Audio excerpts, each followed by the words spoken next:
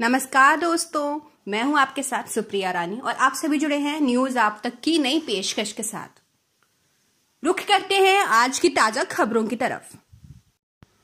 दोस्तों, वीडियो देखते देखते चैनल को सब्सक्राइब करना ना भूलिएगा ताकि हम आप तक प्रतिदिन की खबरें सही वक्त पर प्रतिदिन आप तक पहुंचा सके।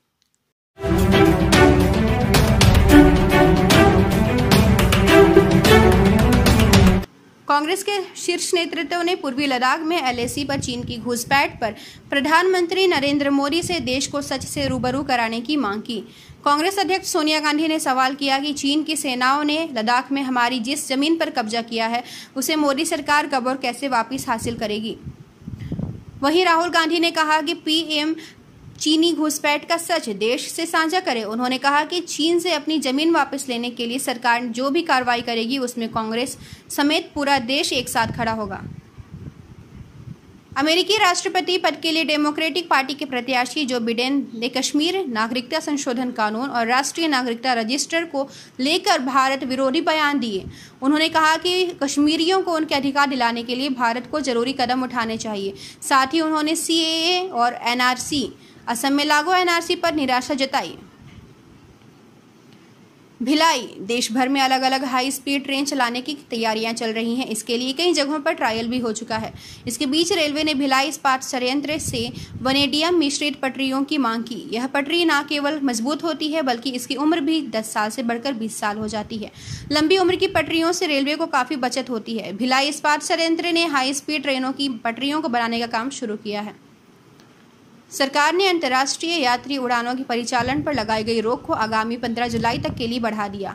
सरकार ने कहा है इस दौरान भारत से जाने और विदेशों से आने वाले सभी अंतर्राष्ट्रीय यात्री उड़ानें निलंबित रहेंगी। देश में बीते 24 घंटे के दौरान 17,996 नए मामले सामने आए हैं, जिससे संक्रमितों की संख्या बढ़कर 4,90,401 हो गई। इस दौरान 407 लोगों की मौत भी हुई है, जिससे महामारी से अब तक जान गंवाने वालों की संख्या भी बढ़कर 15,301 हो गई। देश में कोरोना वायरस के बढ़ते संक्रमण के बीच मरीजों के ठीक होने की दर भी लगातार बढ़ रही है। केंद्रीय स्वास्थ्य मंत्रालय के मुताबिक अब तक 2,85,636 मरीज पूरी तरह से ठीक हो चुके हैं। पिछले 24 घंटे में भी 13,940 मरीजों को अस्पताल से छुट्टी मिली है। इंदौर में कोरोना वायरस के अब तक आए कुल मामलों की संख्या बढ़कर 4,575 तक पहुंच चुकी है। यहां कोरोना के 32 नए मामले सामने आने के बाद का यह आंकड़ा है। इंदौर में कोरोना से ठीक हुए मरीजों की संख्या बढ़कर 3,397 हो गई, जबकि जिले में कोरोना से अब तक कुल 218 मरीजों की मौत हो गई है। महाराष्ट्र के पुणे जिले की कोंधवे धावड़े ग्राम पंचायत ने प्रस्ताव पास कर 1 जुलाई से गांव में चीनी सामान की खरीद बिक्री पर रोक लगा दी। ग्राम पंचायत ने इस संबंध में एक पर्चा सर्कुलर जारी किया है, जिसे दुकानदारों और ग्रामीणों के बीच बांटा जा रहा है। इसमें कहा जा रहा है कि गांव का कोई भी दुकानदार चीनी सामान नहीं खरीदेगा। इसके साथ ही साथ गाँव का कोई व्यक्ति भी चीनी सामान नहीं खरीदेगा। भारत ने चीन को पूर्वी लद्दाख में अपनी गतिविधियां तत्काल बंद करने की नसीहत देने के साथ स्पष्ट चेतावनी दी।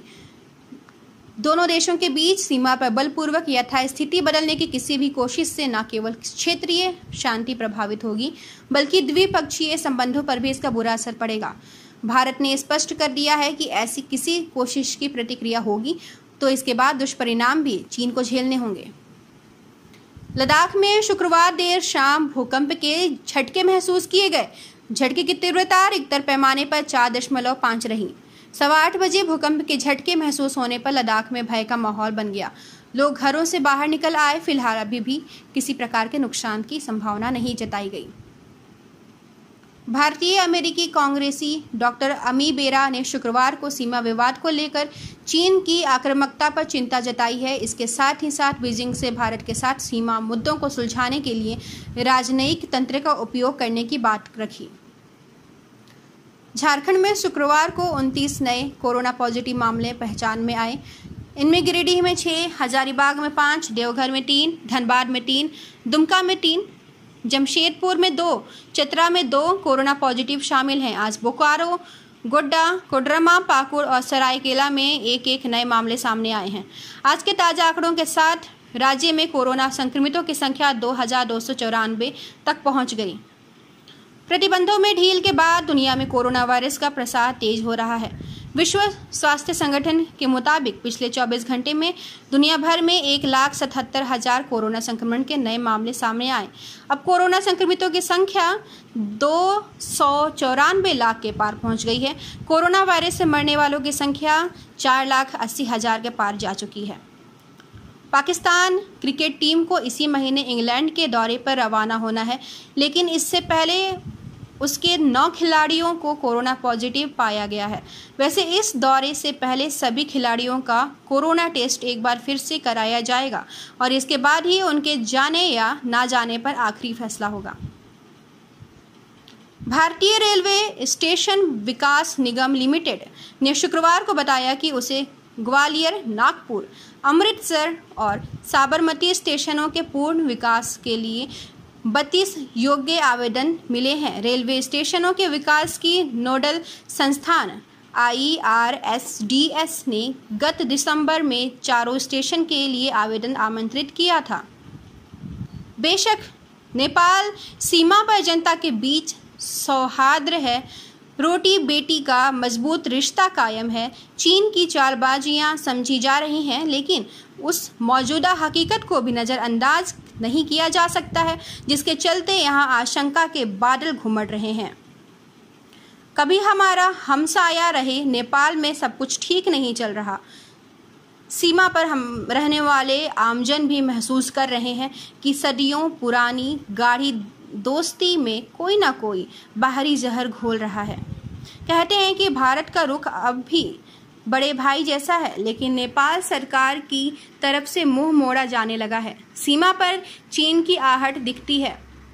नेपाली सेना की भारतीयों की ओर तिरछी होती नज़र और उनसे किया जाने वाला असामान्य व्यवहार भी मन में शंका पैदा करने लगा है।